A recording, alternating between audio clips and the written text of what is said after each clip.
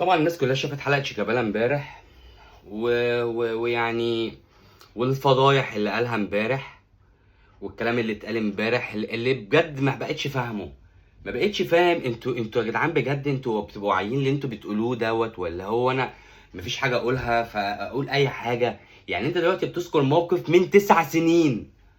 من 9 سنين كنت انت ساعتها كابتن الفريق،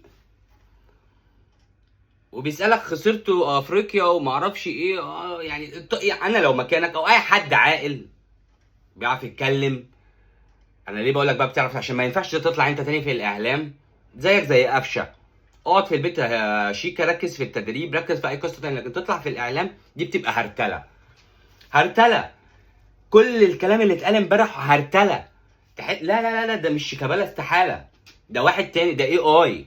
يعني شيكابالا اللي جاي من 9 سنين يقول لك اصل كان في 2 بيشربوا شيشه في الاوضه، هنكسب ازاي؟ طب ما تقول ان احنا كنا 14 واحد، ما كانش فيه استقرار، ما كانش فيه فلوس، حاجات منطقيه يقبلها الجمهور اللي بيحبك وما تتاخدش علينا. احنا سف من امبارح من الاهلاويه، حرفيا سف، وحقهم. ما هو انا ده اسطورتي، الراجل انا حاطه على الحيطه اهو، اسطورتي طالع يقول كده. طب انا هعرف ارد؟ هل انا هعرف ارد على حاجه زي كده؟ استحاله.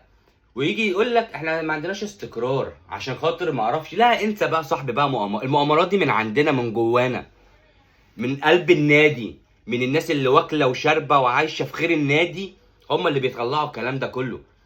بيقول لك ناس اللي كانوا عايزين اصلا ابطل كوره طب ما تقول اسامي، ما نقول اسامي عشان نعرف بقى مين اللي وحش ومين اللي حلو. لكن لا، احنا بس بنرمي.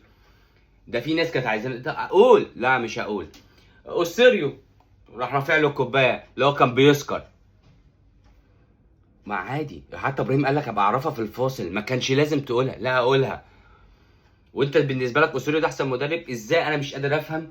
ما تفهمش فعلا، تحس الحلقه كانت في حاجه غلط، في حاجه غلط.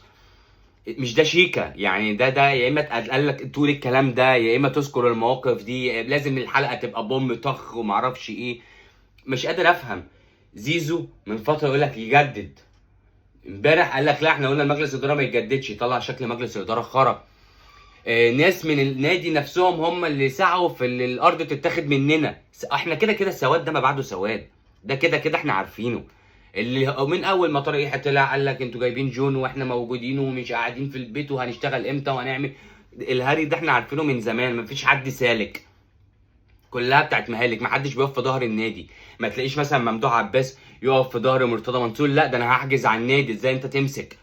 نحجز على النادي، حسين لبيب يمسك، مرتضى منصور يرفع قواضي. لكن ما تلاقيش بقى مرتضى منصور خلاص انا همسك النادي القواضي واشوف لو في عندك مشكله. ممدوح عباس يقول لحسين لبيب خلاص الدعم والفلوس تبقى من عندي ونبقى كلنا في ظهر النادي. لا يا بابا، واحد يضرب من هنا واحد يعمل معرفش ليا حته هاخدها، ماليش دعوه بقى النادي ده عمل معايا ايه، نجمني وقفني. ناس مبطله كوره بقى لها 20 و30 سنه، ولغايه النهارده لما بتطلع في التلفزيون يقول له نجم نادي الزمالك، يمشي في الشارع الناس بتتصور معاه عشان كان بيلعب في نادي الزمالك. لكن اول ما تيجي على معرفش ايه يقطع على طول من لحم نادي الزمالك، ولا دي فيه يابا. وزعلانين على زيزو اللي ما بقالوش 5 سنين في النادي وعمل كده. لا يا باشا، ده احنا نزعل على الناس كلها، نزعل على جيل كامل وناس قديمه. ده احسن حاجه حسين لبيب عملها، اللي نعين ناس من بره النادي الزمالك ولا ابناء نادي الزمالك. اكتر حاجه يمكن هو ده السبب اللي ممكن ننجح الفتره اللي جايه، اللي ما اعتمدش على ابناء نادي الزمالك، اللي فعلا جايبين لنا الكافيه وجايبين لنا الكلام. يا جدعان السواد ده يا جدعان، امتى هتسكتوا؟ امتى هنطلع نسكت؟ لازم اي حاجه، لازم نقول اي حاجه، ما ينفعش اسكت. بقول لك موضوع من 9 سنين، ما نهدى. والمشكله اللي بقى اللي ما قالش بتاعت 2020 اللي اتحل مجلس اداره نادي الزمالك قبلها باسبوع، اللي فعلا كانت كارثه. قبل بلعب افريقيا مع الاهلي يجي يحلوا لي اداره مجلس الاداره قبلها باسبوع.